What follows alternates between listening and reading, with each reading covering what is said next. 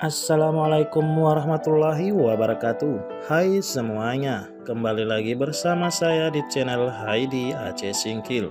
Kali ini kita akan membahas alur cerita film yang berjudul Stand By Me. Film ini menceritakan tentang seorang kakek yang berjuang untuk cucu-cucunya dan perjuangan seorang anak yang mencari ibunya yang pergi meninggalkan mereka. Bagaimana kisah lengkapnya? Tetap ikuti alur ceritanya sampai selesai. Di awal cerita diperlihatkan seorang anak laki-laki bernama Deokgu berteriak sekencang-kencangnya dan mengatakan kalau ia memiliki cita-cita menjadi presiden Korea. Mendengar itu kakeknya sangat terharu. Deokgu juga memiliki seorang adik yang bernama Deokhee dan mereka tinggal bersama seorang kakek.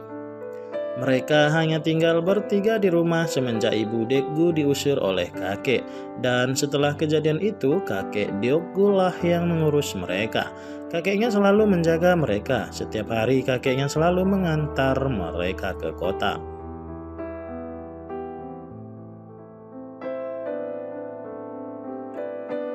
Suatu malam Deokgu bercerita kepada kakeknya. Ia mengatakan kalau sebentar lagi ia akan sekolah. Di hari pertama sekolah, teman-temannya pergi dengan orang tua mereka. Deokgu juga ingin pergi bersama ibunya di hari pertama sekolah, tapi kakeknya mengatakan kalau ia bisa menemani Deokgu bersama adiknya untuk pergi ke sekolah. Suatu hari ada kegiatan Deokgu di sekolah untuk pergi ke tempat kebun wisata, tapi di hari itu juga kakeknya mendapat tawaran untuk bekerja cuci piring di sebuah restoran. Awalnya kakeknya mencarikan orang dewasa yang bisa menjaga cucunya itu, tapi tidak ada yang bisa. Akhirnya kakeknya memutuskan untuk merayu Deokgu untuk pergi membawa Deokhee bersamanya. Awalnya Deokgu tidak mau pergi ke tempat wisata itu, tapi kakeknya merayu nanti akan membelikan mainan kepadanya. Di saat kakeknya bekerja mencuci piring, Deokgu dan adiknya sudah berada di kebun wisata stroberi. Di sana, Deokgu melihat temannya bersama orang tua mereka. Deokgu merasa sedih dan iri karena ia hanya bersama adiknya. Dan ketika kakeknya sudah selesai bekerja, ia ingin menepati janjinya dan membalikan mainan kepada cucunya. Tapi karena uangnya tidak cukup, akhirnya ia tidak membelikan mainan itu. Ia hanya membelikan snack kepada cucunya itu. Saat kakeknya pulang, di depan rumah sudah ada Deokgu dan adiknya. Mereka langsung mengejar kakeknya dan berharap ada mainan yang dibelikan oleh kakek. Tapi ternyata hanya ada makanan yang dibelikan oleh kakeknya. Deokgu sangat marah dan membuang makanan itu. Tapi beda halnya dengan adiknya yang lahap memakan makanan yang dibelikan oleh kakeknya.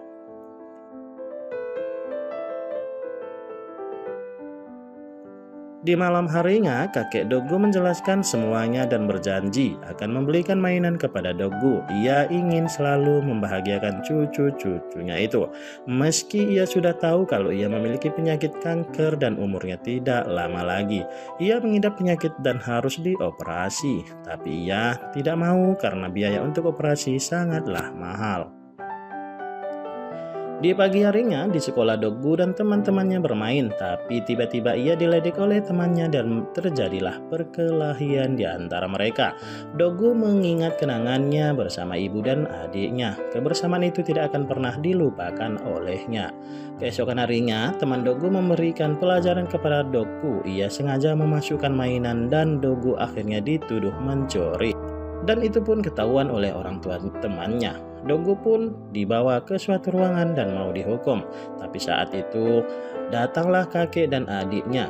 Kakeknya langsung menghukum dan memukul Deokgu. Dengan sangat emosi, kakek Deokgu memukul dengan sangat keras. Hingga orang tua teman Deokgu pun merasa kasihan dan memaafkan Deokgu. Keesokan harinya, temannya yang merasa kasihan kepada Deokgu meminta maaf kepadanya. Ia meminta kepada Deokgu untuk membalas dan memukulinya kembali. Tapi Deokgu tidak mau membalas. Deokgu memaafkan temannya dan mengajak temannya bermain. Mereka semakin akrab.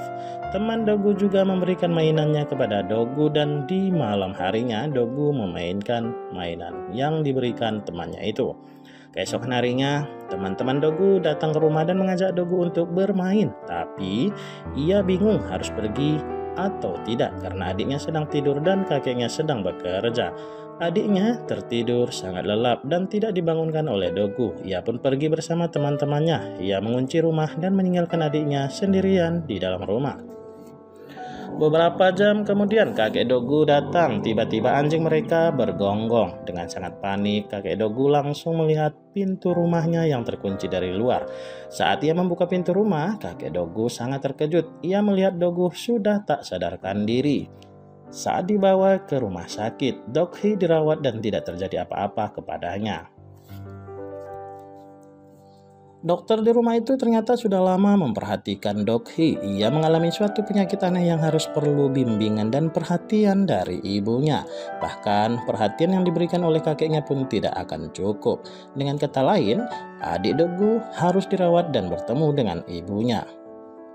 Di tengah perjalanan menuju rumahnya, kakek Dogu terus berpikir bagaimana caranya ia bisa menemukan dan mengajak kembali ibu Dogu untuk pulang ke rumah. Sampai di rumah, Dogu melihat kakeknya. Kakeknya langsung marah kepadanya dan menampar Dogu. Kakek Dogu menjelaskan semuanya apa yang telah terjadi kepada adiknya. Tidak terima dengan kakeknya, Dogu sangat marah kepada kakeknya. Ia melupakan semuanya dan ia mengatakan kalau ia tidak ingin lagi menjadi presiden dan sangat membenci kakeknya. Dogu menyalahkan kakeknya yang telah mengusir ibunya.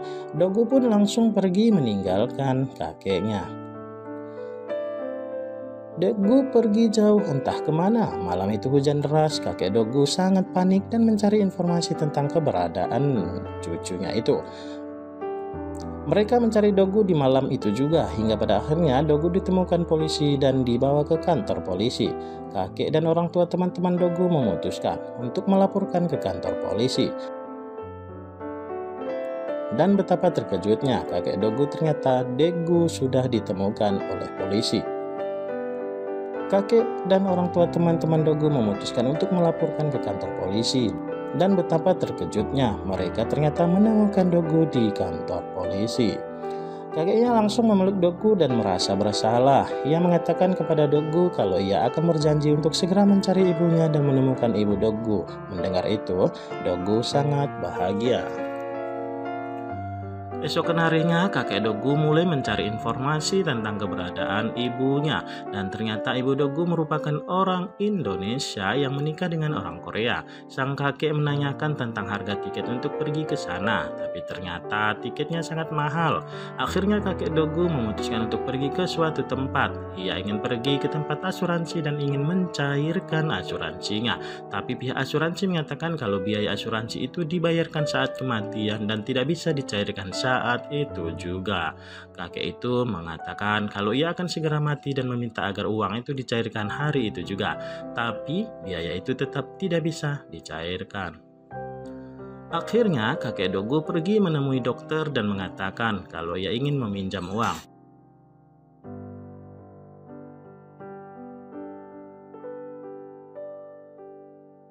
Dan akhirnya sampailah kakek di Indonesia dan mencari alamat menantunya itu berada. Tapi semuanya sia-sia. Sampai di rumah yang dituju oleh kakek Dogu ternyata ibu Dogu yang bernama Vanessa. Kakek Dogu sempat tinggal beberapa hari di rumah keluarganya Vanessa. Dan di situ salah satu keluarga dari Vanessa mengucapkan banyak terima kasih kepada kakek Dogu karena telah membantu biaya pengobatan cucunya. Kakek Dogu sangat bingung dan merasa tidak pernah memberikan apa-apa. Keluarga Vanessa akhirnya memberikan alamat Vanessa yang berada di Korea. Akhirnya kakek Dogu kembali ke Korea dan berharap bisa menemukan Vanessa. Tapi sampai di Korea, keadaan kakek Dogu semakin parah hingga akhirnya ia dirawat di rumah sakit. Dogu menjenguk kakeknya dan berharap agar kakeknya segera pulih kembali. Di saat Dogu melihat kakeknya, ia tak sengaja melihat kertas bertuliskan alamat ibunya. Sejak pagi, Dogu sudah pergi mencari alamat ibunya. Sampai kakeknya pun mencari Dogu, tapi untunglah ada orang tua teman Dogu yang menjaga kakeknya. Sampai di alamat yang dituju oleh Dogu, orang itu mengatakan kalau ibu Dogu sudah lama pindah dari tempat itu. Dogu semakin bingung dan bersedih. Di tengah jalan, ia terlihat masih berharap bisa menemukan ibunya dengan cara berteriak di depan banyak orang kalau ia ingin bertemu dengan ibunya yang berasal dari Indonesia. Dan di tempat itu ada seorang perempuan yang tidak sengaja melihat Dogu yang berteriak. Setelah ia pergi dan menemui kakeknya, perempuan itu langsung menemui Vanessa dan mengatakan kalau tadi ada anak kecil yang berusaha mencarinya. Kakek Dogu heran kepada Dogu seharian tidak pernah menemaninya. Beberapa hari kemudian, kakeknya sudah bisa pulang dan kembali merawat cucu-cucunya, memandikan cucunya, memberikan makan, dan mengajak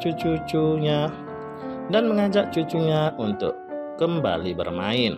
Saat mereka makan malam, kakek Dogu batuk. Ia kemudian mengatakan kepada cucunya untuk mencarikan orang tua asuh kepada Dogu dan adiknya. Tapi Dogu tiba-tiba menutup telinganya dan tidak mau mendengar apa-apa yang dikatakan oleh kakeknya karena ia tidak ingin berpisah dengan kakeknya. Dogu tetap ingin membantu kakeknya dan merawat. Ia ingin tetap tinggal bersama kakeknya. Penyakit kakeknya semakin parah dan ibu Dogu juga tidak datang menemui mereka. Akhirnya, kakeknya mencarikan orang tua asuh kepada Dogu dan Dokhi. Semenjak kepergian cucu-cucunya itu,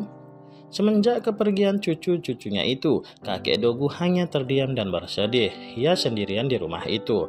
Ia merasakan kesakitan dan ia menangis. Dan di saat itu, kakek Dogu mendengar suara anjing peliharaannya menggonggong dari luar. Kakek Dogu pun keluar dan betapa terkejutnya ia melihat ada Vanessa yang datang ke rumah itu. Kakek Dogu sangat terharu.